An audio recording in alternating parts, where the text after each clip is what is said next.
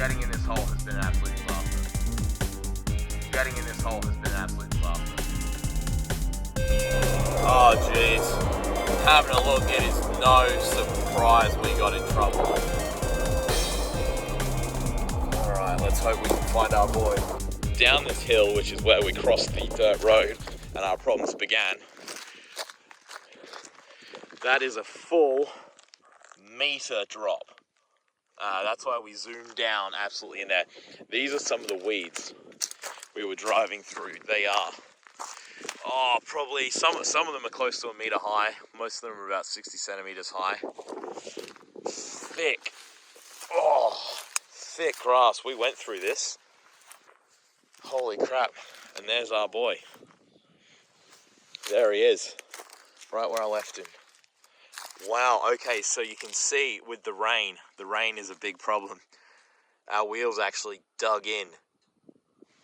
There's an iron pipe right in front of us, so that wouldn't have helped.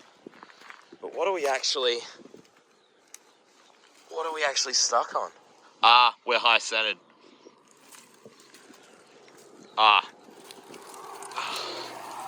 Look at that. That bloody weed. That weed is what caused all the problem, and we've left some tire tracks there. Oh, my boy. How you doing, buddy? Oh. You had a big mission, didn't you? You had a big mission. You wanna look over here? All right, mate. Let's get you home. Oh, you are filthy, aren't you? Let's see if we can punch through this. Yeah, the problem is not being able to move with limited GPS updates, limited data. It was really, really hard for us to actually know how to get out with our limited camera, especially with the limited resolution with the low data rates. It was really difficult to map a way out of this ditch. And being 1 meter deep, full of giant weeds. Yeah, that was tough. It was always gonna be tough. Let's bring your head around. You're wearing your little hat, a mage, aren't you? Kept the rain off your camera. Little hat for the GPS as well. Absolutely covered in mud. Somehow, despite all the bush bashing, your cabling is all intact. The battery still attached. I'm sure you're having trouble getting signal, but that's no surprise. What I'm interested in is to know if the pinion has slipped off, or if you've broken your gearing entirely. You may have to wait till we get home to find that out.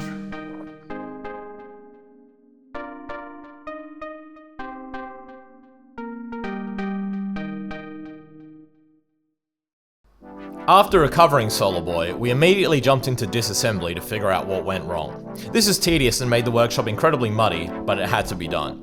After taking apart the gearbox, the problem was clear. The pinion had slipped on the motor shaft as we attempted to use full throttle to get unstuck from the weeds. The original pinion by now was very mangled, and unfortunately a replacement part also failed, simply crumbling in our hands when we tried to use it. Thus, I was forced to look for other options. Thankfully, McGee, my good friend from the China trip videos, was able to find us another Raminator chassis, which I very quickly stripped for useful parts for the project. This gave us an entirely new gearbox to play with, as well as a fresh pinion. I put this on a new 80-turn motor, wanting to drive slower in future missions due to video lag. Of course, I had to drill out the pinion to account for the longer shaft on the new motor, but with some red Loctite on hand, I was able to get the pinion mounted to the new motor hard and fast. We shouldn't have any problems with it slipping off this time around.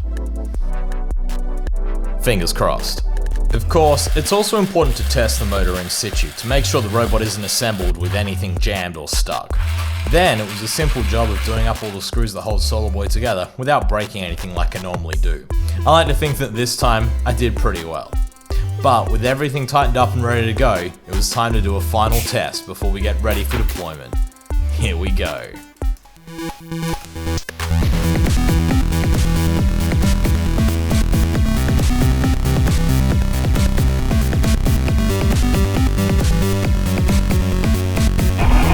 Oh! We did it!